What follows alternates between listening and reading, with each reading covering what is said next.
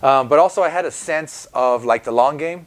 I always knew this is how I want to feed my family, raise my kids, buy a home. Like these long-term goals are going to happen through this career that I'm creating. So I was looking for that, and a lot of these artists, they weren't looking for that. And so when it approached, they didn't know, and I did. So I kind of got lucky. If it wasn't for graffiti and art, what would you have done with your life? Was there a backup plan? So yeah, so I mentioned I played soccer my whole life. I played Division I soccer at LMU, and I got asked to play in Germany and in Mexico, in the second division. So I could have gone pro, maybe, if I would have gone that route. But I didn't want to live in Germany. There was no tacos there. I didn't want to live in Mexico because, my family had struggled so hard to get here, and I wasn't going to go back to Mexico. And the U.S. Didn't have a pro soccer team yet. They didn't have a league yet. That happened about 2 or 3 years after I graduated college. So if things would have been different, if there would have been a draft, maybe I would have tried out for the draft, and who knows. But that was my only backup plan, was either I'm going to play soccer or I'm going to do art. And art it was. Not bad. 2 great options. Does being well known in Los Angeles graffiti help in the professional art world, or is there a stigma you need to overcome? Yeah, man, that's a really good question, because early on, our galleries did not care about graffiti at all. Like, I remember I would get dissed when I tried to be in a gallery show, and I hit up the gallery director or the gallery owner, and they'd be like, "No, man, you do graffiti. That doesn't belong in galleries. That belongs in the streets." That's why my first show was at an alternative spot on Melrose. That's why later on I opened up my own gallery, because when I opened up CREWEST, the whole point was no one's giving us the time of day. Like, we're trying to show art and put it on canvas and show it in galleries.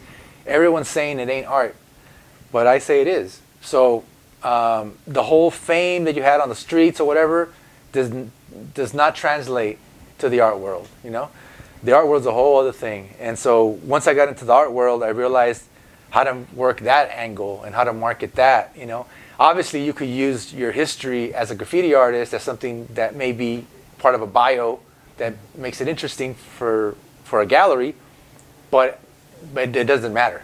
It's not. At the end of the day, the art scene, the art world is a whole other animal, man. As you mentioned, at some point you start your gallery called CREWEST, but before that, you start CREWEST.com, which is a website. Can you please talk about how that comes about, and what was CREWEST.com for? Yeah, so we're talking now in the late 90s, like 98, I think, is when I got Man1.com, that I still own to this day. I was an early adopter, so a lot of people didn't get their own .coms. If you look at a lot of writers, they have different website names because they weren't early on the thing. But like I told you, I was always early on. This is what I wanted to do, so I needed to do it. So I got Man1.com, and I started doing a lot of work, man. I started getting a lot of work, but I was also turning down a lot of work. What I mean by that is people were calling me like, "Hey, can you airbrush this car?" And I'm like, "Yo, I don't airbrush." They call me up and say, "Hey, can you design this poster?" And I'll be like, "Nah, I don't do Photoshop." So I was getting all these, referrals for gigs, and I just kept turning them down. And finally one day I was like, "What am I doing? I'm turning down work when I'm turning down money on the table when I have friends who do this. I have friends who are incredible airbrush artists. I have friends who are incredible graphic designers, or et cetera, et cetera." So in the year 2000, I started CREWEST.com. And all it was a simple website. I had different pictures of my friends' work. And I said, we do airbrush, we do graffiti, we do murals, we do illustration. Like, I had it all on there. And it started working, man. People started calling and be like, "Hey, we're doing this music video and we need the hood of this Impala airbrushed." So I would do the gig. And the way I would do it is I was the middleman. So I would call the company, set up the deal, get the money, and then I'd hire my friend, and then he'd paint it. And that was just like a middleman kind of deal. And so CREWEST.com eventually turned into CREWEST Gallery 2 years later, and that's when everything changed for me. Yes, CREWEST Gallery, as you mentioned, the first full-time graffiti gallery in Los Angeles. Can you tell us about opening your gallery? How do you begin, and what was the purpose? Yeah, so when I began, like I said, all kinds of stuff was happening at the same time. So it's not like just one thing at a time. It's like there's tons of things happening around me in the movement and all that. One of the things is I had been going to Europe in the 90s to paint. I went to Germany, to Berlin. I was in different countries, and they had dope-ass paint in Europe. And we had shitty-ass paint in America. And so I got tired. We used to bring back paint. We used to bring back paint in the airplane, in duffel bags, just put it on the overhead compartment and bring them through. Obviously, you can't do that anymore. But around 2001, I was like, man, I'm doing all these mural jobs, and I have like 30 colors from Krylon to use, or this shitty-ass Rust-Oleum. Meanwhile, there's all this Belton and other brands, Multana and stuff like that I had used in Europe.